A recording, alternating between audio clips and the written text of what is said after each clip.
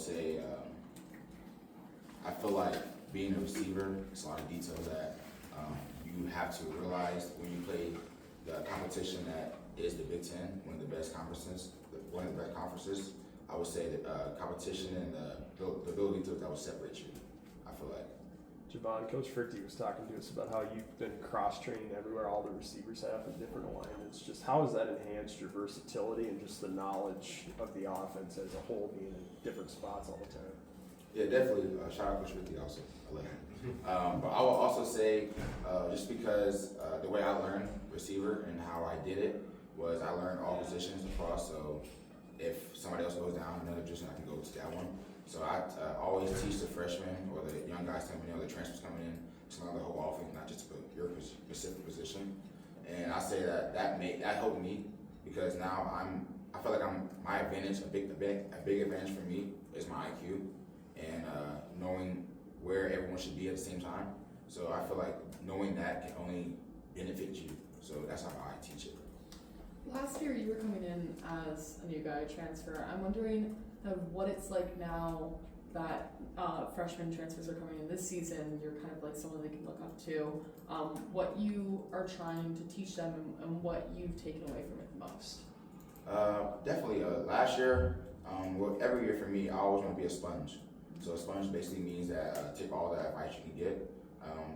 And I feel like me coming in as a freshman at Miami, Ohio, I had an older brother, Kenny, and the one thing he told me was forget everything you thought you know. So basically means that don't think you know everything. You come from a high school that you think that you're the best, or you know that you're the best, and now you're at D1 college playing football at the highest level, and now everyone was the best at the high school.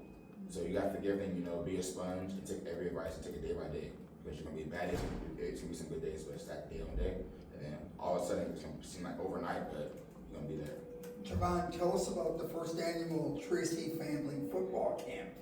Oh yeah, it was amazing, honestly. It's kind of crazy the impact that you can have on the community that you really don't really notice.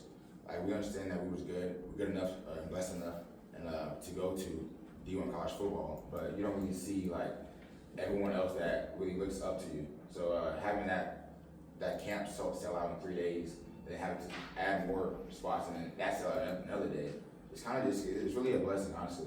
We had a lot of fun. It's annually, so it will be one next year, and I'm sure it'll be bigger. But yeah, it was honestly a blessing to see how many people came out just to have fun and learn, and really just like come together, bring the community together for sure. I read you had 200 participants. 200. Yeah, we had 200, and then we had another 100, and then that sold out. So it's amazing. Yeah, it was amazing. As a second year, not it being your second year, how do you feel differently prepared heading into fall camp now versus where you were a year ago? Definitely, I feel more prepared physically and also just like mentally as well. Last year, I was coming in from a great year in Miami, Ohio, wanting to have that same year here, and the expectations are still the same. I feel like me mentally this year, I'm taking it day by day. I'm being more of a leader because I am an older guy in the room now, and I feel like when you have people that look up to you in the room, you have to lead by example and also lead vocally as well. So me personally, I want to be a great teammate, also be a playmaker on the field as well. So. Noah Jennings is a guy that transferred in, is in his first year here since January. How have you tried to help him along in the process, knowing that you went through this exact same thing last year? And what would you say are Noah's strengths as a receiver?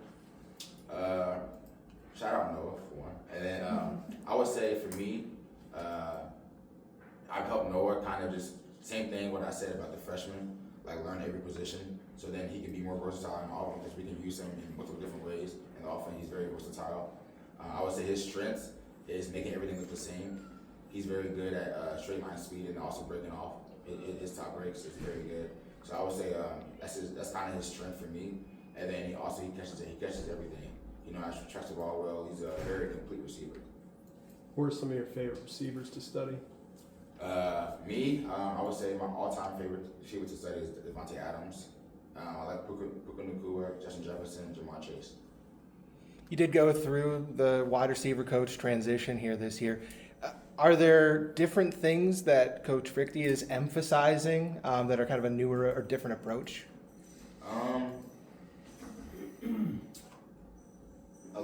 would say. Yeah, I would say he's big on making sure everyone is on the same page no matter what.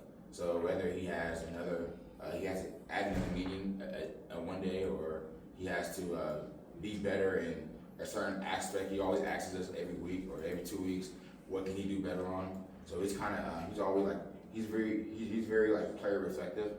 So he always wants to ask the players, make sure that they're good. So I feel like he's very good at making sure that we are all on the same page, and I feel like that just really helps us on the field, honestly. Javon, when you picked Minnesota about a year ago, obviously you needed a good fit, but what was it about the offense that you liked, made it a good reason to come here? Number one was the quarterback, Drake Lindsay. That's number one. I came here on a visit, and he was the one that hosted me everything. It was really me and him one-on-one for the whole night, honestly. And he just we had a long talk, talking about where I want to go in the next league and on Sundays, and also like the offense with Coach Fleck. I had a long talk with Coach Fleck as well, and Greg Harbaugh, and they were just big on having an NFL style offense. And I studied the offense a lot. It was a lot of hours. We had a long Zoom call, so I feel like and then the connections I had too. I had Coach K, the tight end coach. He was in my ride. He recruited me in 7th grade. So having those type of connections make you comfortable, feel like home. And then Fleck and Harbaugh and also Drake all kind of work together to make sure I feel comfortable and I had everything I needed to be successful. Got time for one more? You talked a little bit about being, a sponge and just taking in everything that you can. What do you think is the biggest takeaway that you got from being a Gopher last season that you're going to bring into this season? I would say, that's a good question. The biggest takeaway, Be multiple. okay. One is body language. Coach Fleck is always on me about my body language. So I feel like, even though I feel like my body language sometimes is not always bad, but it can be presented bad. Like people can look at it bad. Sometimes me just being frustrated at myself because like I'm very competitive for myself. I hold myself to a higher standard. And then the second one would be a playmaker. Sometimes the QB doesn't make. Sometimes the QB makes you right. And sometimes I can make QB right. So I feel like me and Drake having that chemistry and doing extra work and just hanging out outside of football is a big thing.